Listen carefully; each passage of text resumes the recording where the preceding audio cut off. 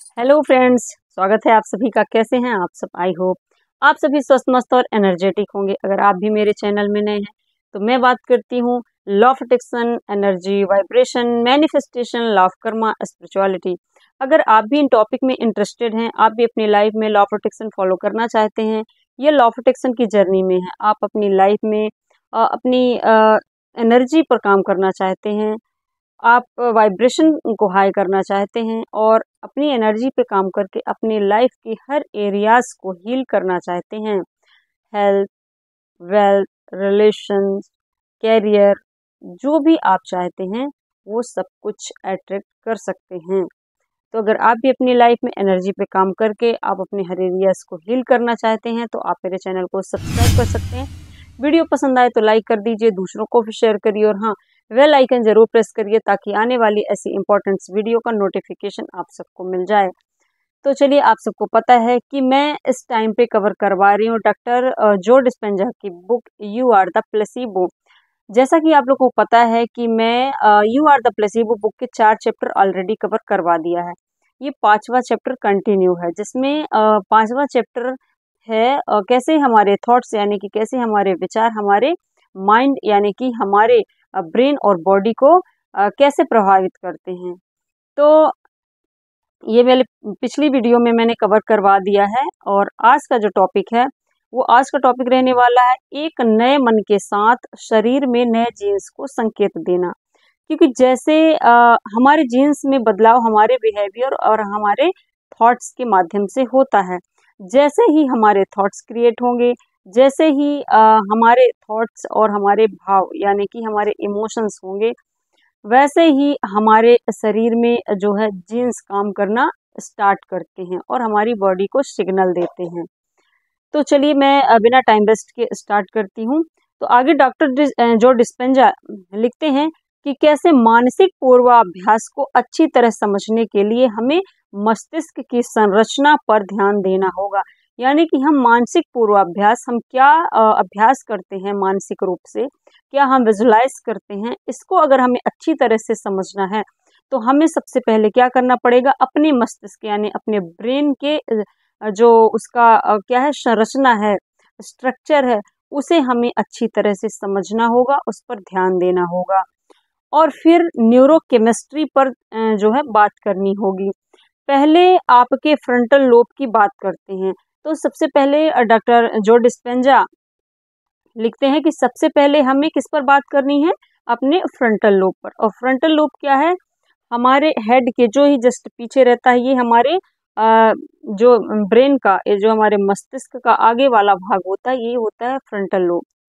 तो ये जो फ्रंटल लोब है, जितने भी हम डिसीजन लेते हैं, जो भी हम इमोशंस हो गया, जो भी हम महसूस करते फील करते हैं, तो ये सब कुछ का काम किसका होता है, ये हमारे फ्रंटल लोब का होता है। जो हम डिसीजन लेते हैं, जो हम महसूस करते हैं, जो हम फीलिंग्स करते हैं, जो हम लर्न करते हैं और जो भी हम क्रिएटिविटी चीज़ों को लर्न करते हैं, क्रिएट करते हैं, ये सब कुछ हमारा फ्रंटल लोब जो है ये मैनेज करता है।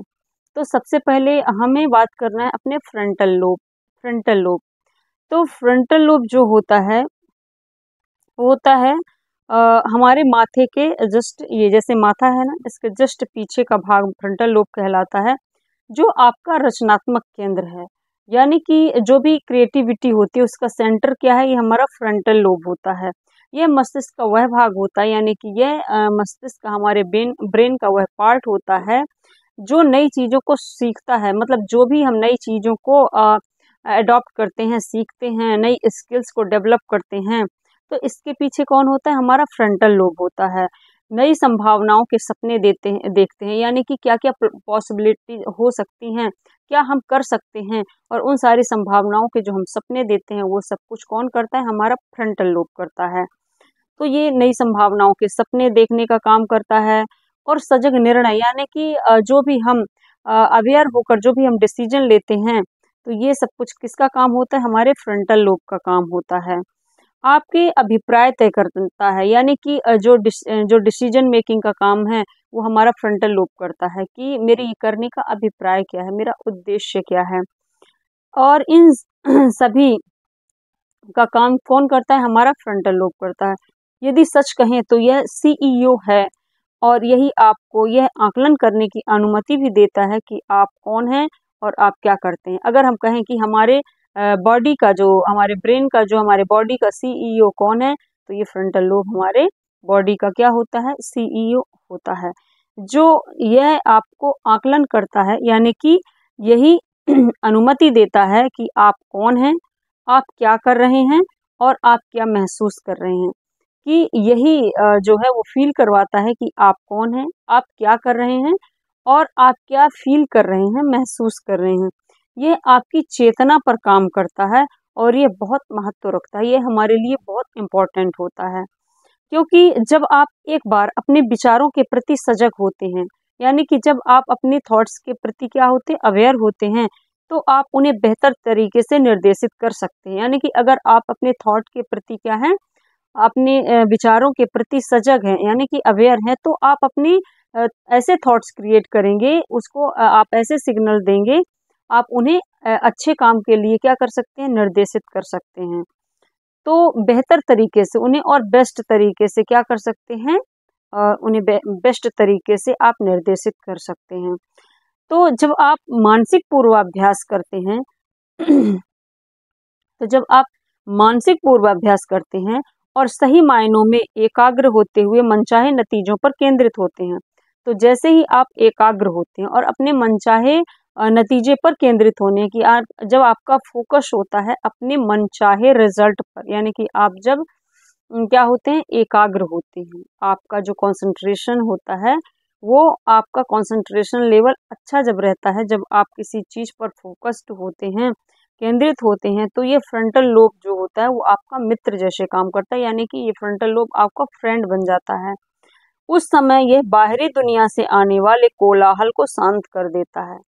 कि यानी कि जब आप पूर्वाभ्यास करते हैं, यानी कि जैसे कि मेडिटेशन जब हम करते हैं, ध्यान करते हैं, तो इस टाइम पे हमारा जो फ्रंटल लोब होता है ना, तो जो हम मेडिटेशन जब करते हैं, ध्यान करते हैं, किसी पर्टिकुलर मनचाहे अपने रिजल्ट के लिए ध्यान करते हैं, और जो भी आप अपनी लाइफ में अचीव करना चाहते हैं, जो भी पाना चाहते हैं, अगर उसके लिए आप ध्यान करते हैं, अफर्मेशन करते हैं, तो जो आपका फ्रंटल लोब होता है वो आपका जो है एक फ्रेंड की तरह, एक मित्र की तरह काम करने लगता है। उस समय यह बाहरी दुनिया से आने वाले कोलाहल को शांत कर देता है और उस समय ये एक मित्र की तरह, एक फ्रेंड्स की तरह काम करता है, और जो बाहर से ये शोर आता है उसको वो शांत कर देता है, बाहर के शोर शराबे को, बाहर के कोलाहल को ये शांत कर देता है, ताकि पांचों इंद्रियों की ओर से आने वाली बाधाओं से आपका ध्यान भंग ना हो जाए, ताकि पांचों इंद्रियां आपकी ओपन रहें और जिस भी इंद्रियों से जो भी आ रही है, अगर कोई बाधाएं हो तो वो आप क्या है, तुरंत अवेयर हो सके आप। तो ये क्या करता है कि पांचों इंद्रियों की ओर से आने वाली बाधाओं से आपका ध्यान जो है भंग ना हो। जैसे कि आपको कोई डिस्टर्ब कर दी, आप ध्यान किसी पर्टिकुलर चीज़ पर आपका ध्यान है, तो आपके कानों में कुछ सुनाई दे दिया, आपको कुछ फील हो गया है, आपके जो आँखों में कुछ दिख गया है, तो ये सब चीज़ें आपको प्रभावित ना करें। ये सब कुछ वो बाधाओं को क्या कर देता है, जो हमारा फ्रंटल लोब होता है, वो इन सारी बाधाओं को क्या कर देता है, ये शांत कर देता है, भंग ना हो, बाधाओं से आपका ध्यान भंग ना हो, ताकि पांचों इंद्रियों की ओर से आने वाली बाधाओं से आपका ध्यान भंग ना हो। यानी कि सारे कोलाहल को, क्योंकि जब हम ध्यान करते हैं ना, तो हम इतने अपने लक्ष्य पर, अपने गोल पर इतने फोकस्ड हो जाते हैं कि फिर हमारी ये पांचों इंद्रियों में क्या कोलाहल चल रहा है, हमारे कान से क्या सुनाई दे रहा है, हम आंखों से क्या देख रहे हैं, इनसे हमें डिस्ट्रैक्शन नहीं हो पाता है, हमारा ध्यान जो होता है वो फोकस्ड होता है। तो ये सब कुछ काम, हमारा फोकस बढ़ाने का काम कौन करता है, हमारा फ्रंटल लोब करता है। तो फिर फ्रंटल लोब क्या करता है, आपके मित्र की तरह, यानी कि आपके दोस्त की तरह काम करता है, फ्रेंड की तरह काम करता है। मस्तिष्क के स्कैन दिखाते हैं कि पूरी तरह से केंद्रित अवस्था के दौरान समय और स्थान का बोध नहीं रहता है, और ऐसा इसलिए होता है क्योंकि आपका जो फ्रंटल लोब है वो इंद्रियों से आने वाले बोध का स्वर धीमा कर देता है। यानी कि इस फ्रंटल लोब के पास इतनी पावर होती है कि अगर हमारे कानों से कुछ सुनाई दे रहा है तो उस कोलाहल को, उस हलचल को, उस शोर को वो धीरे धीरे शांत करने लगता है, क्योंकि हमारा फोकस बढ़ता है और हमारा फ्रंटल लोब जो होता है वो हमारे पांचों इंद्रियों से जो भी शोर आता है, जो भी हलचल होती है, जो भी कोलाहल होता है, उसे वो शांत कर देता है, धीमा कर देता है उस शोर को। तो स्वर को धीमा कर देता है। आपके जो सेंसरी मेंटर होते हैं, जो आपके शरीर को स्थान में अनुभव करने की अनुमति देते हैं, आपके जो सेंसरी सेंटर होते हैं, जो आप किस जगह पर हो, किस अवस्था पे हो, किस स्थान पर हो, इसकी जो आपको फीलिंग होती है उसकी अनुमति देते हैं। मोटर सेंटर यानी कि जो आपकी शारीरिक गतिविधियों के लिए उत्तरदायी होता है, रिस्पॉन्सिबल होता है। और पार्शियल लोब सर्किट यानी कि आपकी पहचान और आप कौन हैं इससे जुड़े जो विचार होते हैं, इससे आने वाली इनपुट कम हो जाती है। इससे जो आने वाली इनपुट होती है वो धीरे धीरे कम होने लगती है, क्योंकि आप अपने परिवेश के परे जा सकते हैं। फिर आप कहाँ बैठे हैं, किस जगह पर बैठे हैं, फिर आप अपने इस परिवेश से आप जो हैं उससे भी परे यानी कि उससे ऊपर हो जाते हैं। आपका जो दिमाग होता है वो एक चीज पर फोकस्ड हो जाता है, और फिर आपकी पांचों इंद्रियों से क्या शोर आ रहा है, क्या सुनाई दे रहा है, क्या आप देख रहे हैं, क्या आप फील कर रहे हैं, महसूस कर रहे हैं, इसका आपको कुछ भी अनुभव नहीं रहता है। तो इनपुट क्या हो जाते हैं, कम हो जाते हैं, क्योंकि आप अपने परिवेश से यानी कि आप जिस जगह में, जिन अवस्था में हैं, उससे आप परे निकल जाते हैं। अपने शरीर व समय से परे जा सकते हैं, और आप यहाँ तक कि आप अपने शरीर से भी परे जा सकते हैं। आपको अपने शरीर का भी बोध नहीं रहता है, आप अपने समय का भी बोध नहीं रहता है। आप अपने शरीर और समय से भी परे जा सकते हैं। ये सब कुछ कौन करता है, ये सब कुछ हमारा मेंटल लोब करता है। जब ये हमारे फ्रंटल लोब करता है, जब ये हमारे फ्रेंड्स की तरह हम इससे जब काम करवाते हैं, जब ये हमारी मदद करता है। तो आप उस समय अपने विचार को किसी भी चीज से कहीं ज्यादा वास्तविक बना सकते हैं। फिर आप अपने विचार को, जो आपका थॉट था, जो आपका एक विचार था, उसको आप क्या कर सकते हैं, वास्तविक बना सकते हैं। वही होता है विजुअलाइजेशन प्रैक्टिस। आपको इस ऊपर तक जाकर जब आप किसी थॉट्स के बारे में विजुअलाइज करते हैं, जहां आप किस परिवेश में हैं, आपको ना अपने शरीर का होश रहता है, ना ही आप किस जगह पर हैं, किस समय पर हैं, ये सब कुछ जब आप भूल जाते हैं और सिर्फ आप अपने थॉट्स पर फोकस होते हैं, तो फिर आप अपने विचार को कहीं आप ज़्यादा क्या कर सकते हैं, वास्तविक बना सकते हैं। आगे डॉक्टर जो डिस्पेंजा लिखते हैं कि ज्यों ही आप अपने लिए नए भविष्य की कल्पना करते हैं, यानी कि आप जो बनना चाहते हैं, आपका भविष्य क्या हो, इसकी अगर आप जो कल्पना करते हैं, तो किसी नई संभावना के बारे में विचार करते हैं। तो जब आप कल्पना करते हैं अपने भविष्य के बारे में, तो फिर आप क्या करते हैं, एक नई संभावना के बारे में विचार करते हैं, यानी कि आप अपने उन संभावनाओं के बारे में एक क्या करते हैं, थॉट्स क्रिएट करते हैं, विचार करते हैं, और कुछ निश्चित प्रश्न पूछने लगते हैं, और फिर क्वेश्चन करते हैं आप, जैसे कि इस पीड़ा और सीमा के बिना जीना कैसा होता होगा। आप क्वेश्चन करते हैं कि किसी लिमिटेशन के, किसी पीड़ा के, किसी सीमा के जीना कैसा होता होगा, कैसा फील होता होगा। आपका जो फ्रंटल लोब है वो क्या करता है, फ्रंटल लोब ध्यान लगाता है। आपका जो फ्रंटल लोब है, जब हम ध्यान लगाते हैं ना, तो हमारा फोकस कौन करता है, हमारा फ्रंटल लोब करता है। तो हमारा फ्रंटल लोब ध्यान लगाता है, और एक ही क्षण में यह आपके भीतर स्वस्थ रहने की मनसा पैदा कर देता है। यानी कि जब हम हर चीज के परे जाकर, जब हम उस थॉट के बारे में सोचते हैं, हम जो थॉट क्रिएट करते हैं, तो जो हमारा फ्रंटल लोब है वो जब ध्यान लगाता है, और एक ही क्षण में यह हमारे भीतर, हमारे अंदर हमें हील करने के लिए मनसा पैदा करता है। यानी कि फ्रंटल लोब हमारा हमें ठीक करने के लिए, हमें हील करने के लिए जब वो इंटेंशन पैदा करता है, ताकि आप जान सकें कि आप क्या रचना चाहते हैं, यानी कि आप क्या चाहते हैं, आप अपनी थॉट्स को कैसा शेप देना चाहते हैं, आप क्या करवाना चाहते हैं, या आपका अल्टीमेट जो है एम क्या है, आपका उद्देश्य क्या है। तो आप अपने विचार को जब विजुलाइज करते हैं, ध्यान करते हैं, जब आप इंटेंशन देते हैं, ताकि आप जान सके कि आप क्या रचना चाहते हैं, आप क्या पिक्चर क्रिएट करना चाहते हैं और मानसिक रूप से किसका अनुभव नहीं पाना चाहते, यानी कि आप क्या पाना चाहते हैं और क्या मानसिक रूप से नहीं पाना चाहते हैं। ये आप जब इंटेंशन पैदा करते हैं तो यह आपको स्वस्थ रहने की मानसिक तस्वीर देता है। और ये जो हमारा फ्रंटल लोब है वो हमें हील करने के लिए एक मानसिक यानी कि एक पिक्चर क्रिएट करके देता है, एक छवि बनाता है, ताकि आप कल्पना कर सकें कि यह कैसा होगा। तब आप कल्पना करेंगे कि यह कैसा होगा। सीईओ के रूप में फ्रंटल लोब मस्तिष्क के सारे हिस्सों से संपर्क करता है। एक सीईओ होने के नाते जो हमारा फ्रंटल लोब है, हमारे बॉडी का सीईओ होने के नाते ये सारे हिस्सों से संपर्क करता है। जो फ्रंटल लोब होता है वो हमारे बॉडी के हर हिस्सों से क्या करता है, संपर्क रखता है, और यह न्यूरॉन के नेटवर्क की खोज करने लगता है।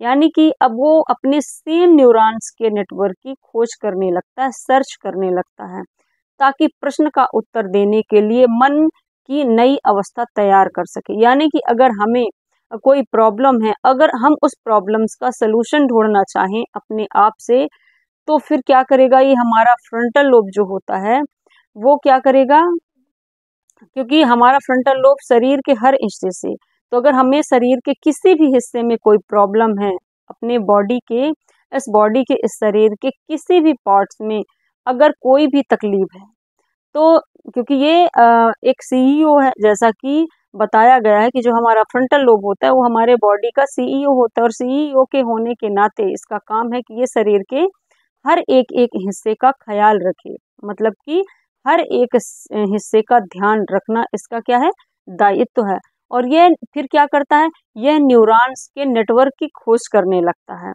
यानी कि हमारा मस्तिष्क जो है ना वो कैसे विचार, कैसे थॉट्स को क्रिएट करता है कि मैं इस पर्टिकुलर जगह में अगर मुझे दर्द हो रहा है, पेन हो रहा है, कोई चोट लगी हुई है, कोई कट लगी हुई है, और फिर अगर मैं थॉट क्रिएट करती हूँ कि मुझे इस पर्टिकुलर जगह को ठीक करना है, हील करना है, तो फिर वो उसी विचार से रिलेटेड जो हमारे न्यूरॉन्स के नेटवर्क जो है वो सर्च करने लगते हैं। जैसे कि सिग्नल्स, जैसे कि आप एग्जांपल लोगे वाईफाई का, तो जैसे ही आप ऑन करोगे तो वो वाईफाई पर्टिकुलर जो है क्या करने लगेगा, सर्चिंग करने लगेगा। तो वैसे ही हमारा जो है ये फ्रंटल लोब क्या करता है, न्यूरॉन्स को न्यूरॉन्स के नेटवर्क को, सेम न्यूरॉन्स के नेटवर्क को क्या करने लगता है, सर्चिंग करने लगता है, ताकि प्रश्न का उत्तर देने के लिए मन की नई अवस्था तैयार कर सके, ताकि जो हम क्वेश्चन पूछ रहे हैं उसका वो जवाब दे सके। और जवाब कब दे पाएगा, जब वो एक नई स्टेट को क्रिएट करेगा। आप कह सकते हैं कि यह सिम्फनी कंडक्टर के रूप में आपके पुराने हार्डवेयर को शांत करता है और मस्तिष्क के अलग अलग हिस्सों से न्यूरॉन के अलग अलग नेटवर्क जो है वो चुनता है। तो ये क्या करता है, जो पुराने हार्डवेयर हैं उनको शांत करता है, और शरीर के अलग अलग हिस्सों से ये क्या करता है, नेटवर्क को चुनता है, नेटवर्क का चुनाव करता है। ये उन्हें एक साथ वायरिंग करते हुए नया मानसिक स्तर बनाता है, एक नया मेंटल स्तर जो है, एक नया मेंटल लेवल क्रिएट करता है, ताकि आपकी जो कल्पना है, जो आपकी इमेजिनेशन है, उसको वो प्रतिबिंबित कर सके, उसको वो छायांकित कर सके, उसका छाया चित्र बना सके।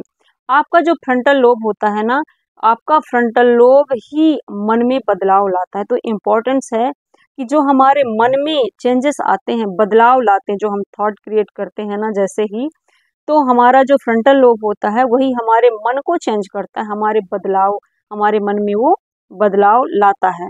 इसके कारण ही जो हमारा मस्तिष्क होता है, तो इसके कारण हमारा मस्तिष्क अलग अलग मेल ढांचों और मिश्रणों के साथ काम करता है।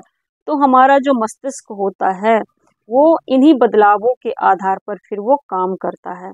जब फ्रंटल लोब न्यूरॉन के विभिन्न नेटवर्कों का चुनाव कर लेता है, यानी कि जैसे ही हमारा फ्रंटल लोब न्यूरॉन्स के अपने पूरे बॉडीज के जितने भी नेटवर्क हैं उनका जब वो चुनाव कर लेता है और उन्हें मिलाकर मन का एक नया स्तर, एक नया ही मेंटल लेवल तैयार होता है, तो आपके मन के भीतर कोई तस्वीर या आंतरिक प्रदर्शन प्रकट हो जाता है। फिर एक नया आपके भीतर एक पिक्चर और आंतरिक प्रदर्शन यानी कि एक अंदर से एक इमेज जो है वो क्रिएट हो जाती है। अब न्यूरोकेमिस्ट्री पर थोड़ी बात करते हैं। तो जब न्यूरोकेमिस्ट्री यानी कि जैसे ही हमारे न्यूरॉन्स वो केमिकल्स रिलीज करते हैं, तो अगर आप सच्ची मनसा के साथ पूरी तरह से केंद्रित हैं, यानी कि आपका इंटेंशन प्योर है, और जब आपका इंटेंशन प्योर है और आप बिल्कुल फोकस्ड हैं और आपका फ्रंटल लोब सभी न्यूरल नेटवर्क को सही तरह से संभाल रहा है, यानी कि जो आपका फ्रंटल लोब है वो सारे न्यूरल नेटवर्क को क्या करता है, मैनेज कर रहा है, संभाल रहा है, तो एक क्षण आएगा जब वह विचार आपके मन में अनुभव बन जाएगा। तो जो आपका विचार है वो एक समय, एक क्षण ऐसा आएगा जैसे आप उसे रियल में रियलिटी उस चीज की फील करने लगेंगे, महसूस यानी कि वास्तविक समझने लगेंगे, आप अनुभव करने लगेंगे। तो फिर उस समय आपका जो आंतरिक यथार्थ यानी कि जो आपके अंदर की अवस्था होती है, जो आपकी आंतरिक वास्तविकता होती है, वो बाहरी वास्तविकता से कहीं अधिक असली होती है। यानी कि उसी को हमारा बिलीफ सिस्टम कहते हैं, हमारी वैल्यूज कहते हैं, कि जिस चीज को हम सच मान लेते हैं, जब हम इसे फील करते हैं, आंतरिक वास्तविकता से अनुभव करते हैं, तो तब अनुभव बनेगा। और फिर क्या होता है, वास्तविकता से कहीं अधिक होगा, फिर ये आपका अधिक असली फील होने लगेगा। जब एक बार विचार अनुभव बनेगा, तब आप यह भाव अनुभव करने लगेंगे कि उस घटना का वास्तव में कैसा प्रभाव होगा। फिर आप जब आपकी ये थॉट्स जो आपने क्रिएट किया है, जब वो धीरे धीरे वास्तविकता में आपको महसूस होने लगेगी, तो फिर ये घटना वास्तव में कैसा प्रभाव देगा, आपको ये भी फील होने लगेगा। आपको याद रखना है कि भाव अनुभव के केमिकल हस्ताक्षर होते हैं। जो हमारे भाव होते हैं वो हमारे अनुभव के ही केमिकल्स हस्ताक्षर होते हैं, यानी कि रासायनिक हस्ताक्षर हैं। आपका मस्तिष्क एक अलग तरह का केमिकल संदेशवाहक बनाता है। जो आपका मस्तिष्क, जो आपका ब्रेन होता है, वो एक अलग ही तरह का केमिकल मैसेंजर बनाता है। न्यूरोपेप्टाइड एक केमिकल्स होता है, और ये जो केमिकल्स होता है जो मैसेंजर का काम करता है, न्यूरोपेप्टाइड, और यह इसे आपके शरीर की कोशिकाओं को देता है। फिर क्या करता है, आपके शरीर की कोशिकाओं को देता है, और न्यूरोपेप्टाइड उचित रिसेप्टर साइट की खोज करता है ताकि अपने संदेश को शरीर के हार्मोनल केंद्रों तक भेज सके, और अंततः कोशिका के डीएनए तथा कोशिका को संदेश मिलता है कि वह घटना हो चुकी है। तो फिर ऐसे ही हमारी कोशिकाओं को ये सिग्नल मिलता है, ये मैसेज मिलता है कि जो वो घटना है वो घटित हो चुकी है। अब देखो कैसे केवल और केवल विचारों के बल पर शरीर को बदला जा सकता है। तो कैसे हम अपने विचार से अपने शरीर को बदल सकते हैं, तो आप इसे इस डायग्राम के माध्यम से अच्छे से इस डायग्राम के माध्यम से समझ सकते हैं कि कैसे केवल हमारे विचार के बल पर हम अपने शरीर में बदलाव ला सकते हैं। विचार, थॉट्स, तो जो विचार होते हैं वो जब आप किसी भी दृढ़ता से विश्वास करते हैं, जब आप विचार पर जैसे ही थॉट्स आते हैं आपके, तो जैसे ही आप यानी कि उस पर बिलीव करते हैं, विश्वास करते हैं कि कोई दवा या उपचार आपको बेहतर महसूस कराएगा, यानी कि आपके माइंड में ये थॉट आता है कि, और इसे आप दृढ़ता से इस पर विश्वास करते हैं, पूर्ण रूप से आप जब इस पर विश्वास करते हैं, तो ये आपको फील होता है, महसूस होता है कि अ, कोई दवा जो है वो आपको बेहतर तरीके से ठीक करेगी, भले ही वह केवल एक प्लेसिबो यानी कि निष्क्रिय पदार्थ हो या सलाइन वाटर हो। फिर आता है नेक्स्ट, न्यूरल नेटवर्क। तो सबसे पहले हमारे माइंड में एक थॉट आया, तो देखिए कैसे हम अपने थॉट्स यानी विचारों के बल पर शरीर को बदल सकते हैं अपनी। तो सबसे पहले हम थॉट्स क्रिएट करेंगे। फिर न्यूरल नेटवर्क, तो न्यूरल नेटवर्क का काम होता है, देखिए कि एग्जाम्पल के लिए आपके जो सकारात्मक विचार हैं, ठीक है ना, आपके जो पॉजिटिव थॉट्स हैं, वो आपके ब्रेन में, आपके मस्तिष्क में एक विशिष्ट प्रकार का न्यूरल नेटवर्क को एक्टिव कर देंगे।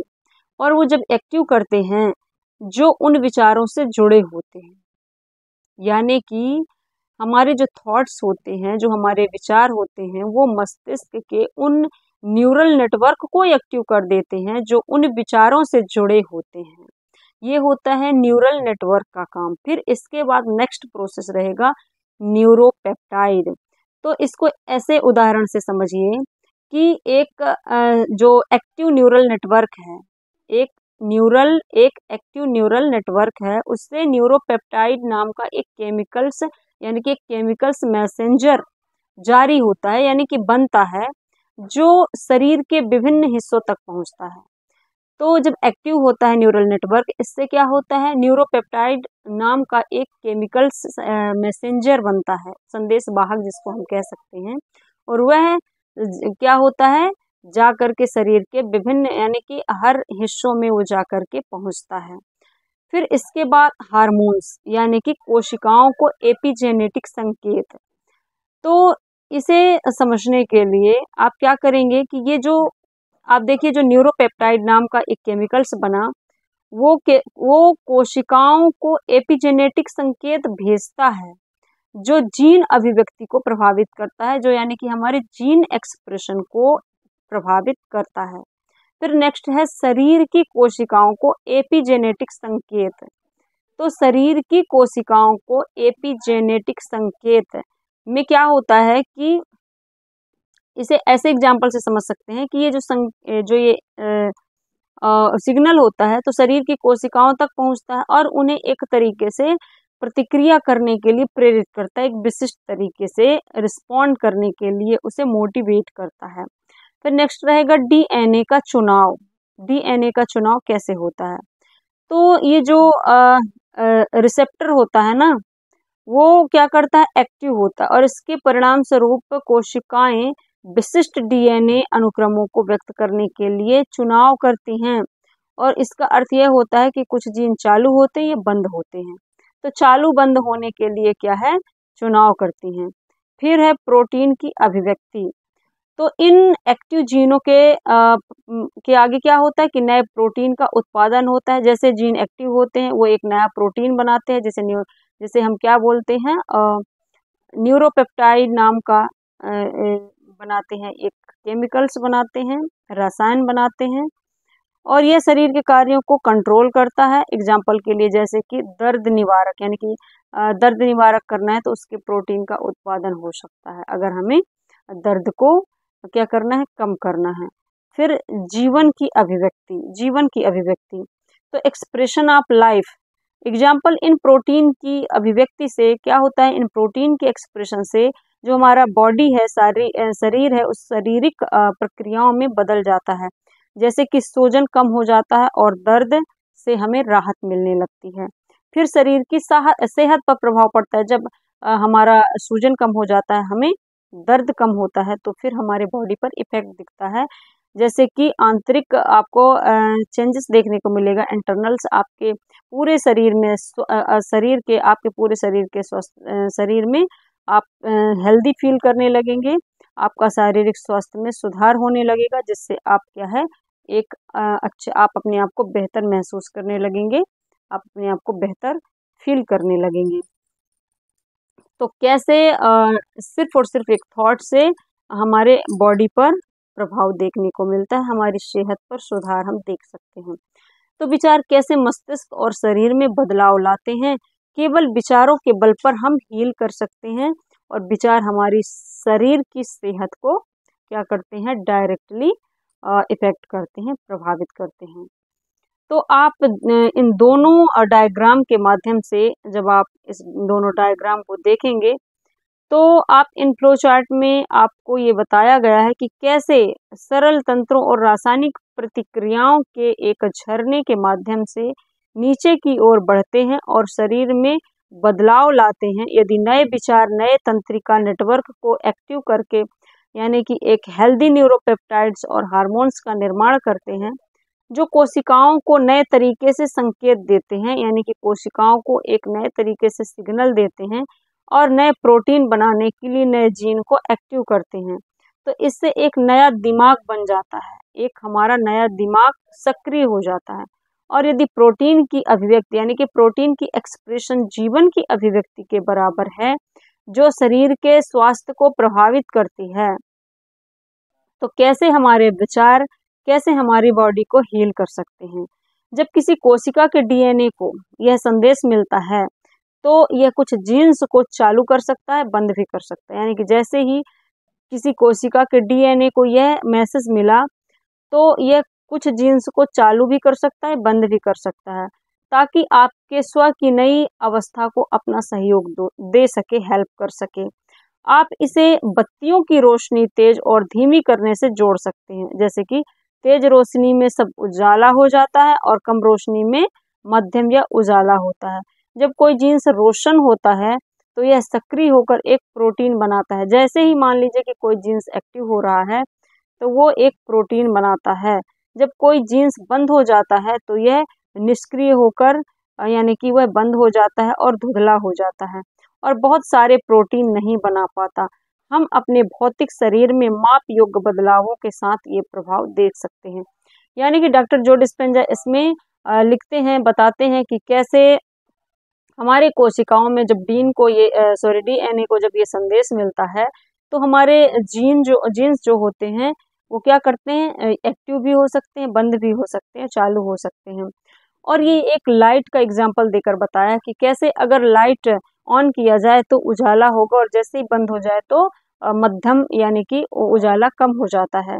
तो जैसे ही ये हमारा जो प्रोटीन है जीन एक्टिव करता है, तो ये क्या करते हैं, एक्टिव हो जाते हैं, यानी कि ये चालू हो जाते हैं और इससे क्या होता है, प्रोटीन बनता है। और जैसे ही कोई जीन्स जो है वो बंद होता है, निष्क्रिय होता है, तो क्या होता है, निष्क्रिय होकर जब धुंधला होता है, तो बहुत सारे प्रोटीन नहीं बन पाते हैं जो हमारे बॉडी के लिए रिक्वायर होते हैं, जिससे कि हमारे पर्टिकुलर जगह पर शरीर के हिस्से पर वो हील कर सकते थे। तो हम अपने भौतिक शरीर में मापयोग बदलावों के साथ ये प्रभाव देख सकते हैं कि कैसे हमारे विचार हमारे बॉडी को और हमारे जीन्स को प्रभावित करते हैं। फिर नेक्स्ट है स्टेम। फिर नेक्स्ट वीडियो में मैं आगे कवर करवाऊंगी 6th चैप्टर, और 6th चैप्टर है समझाने की योग्यता। तो नेक्स्ट चैप्टर में हम कवर करेंगे समझाने की योग्यता। तो आज के लिए इतना ही, कल फिर मिलेंगे नेक्स्ट वीडियो में, तब तक के लिए बाय।